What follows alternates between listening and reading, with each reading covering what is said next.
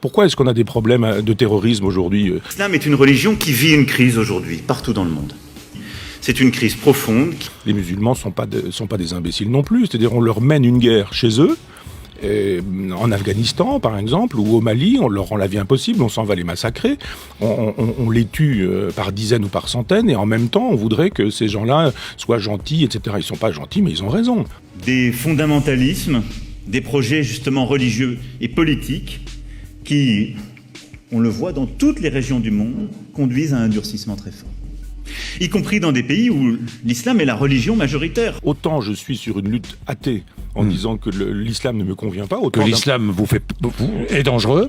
Mais autant je trouve que sur le terrain politique, il n'y a aucune raison pour qu'on aille faire la loi chez les autres. Pourquoi est-ce qu'on fait la loi au Mali et pourquoi est-ce qu'on ne la fait pas à Cuba ? Ou pourquoi est-ce qu'on ne la fait pas en Chine ? Si vraiment les droits de l'homme nous intéressent, pourquoi est-ce qu'on est spécifiquement au Mali et pas dans des endroits où les droits de l'homme sont bafoués partout ? Alors, moi, je trouve normal qu'au Mali, où il m'est arrivé d'aller, la politique puisse exister. Une politique parce que faite par nous les défendons Maliens. d'autres valeurs que les valeurs défendues par les djihadistes du Sahara. Oui, mais ils sont chez eux. Et on ne va pas faire la loi chez les musulmans, enfin dans les pays musulmans, que les musulmans fassent leur loi. Pourquoi est-ce qu'on n'intervient pas en Israël ? Pourquoi ?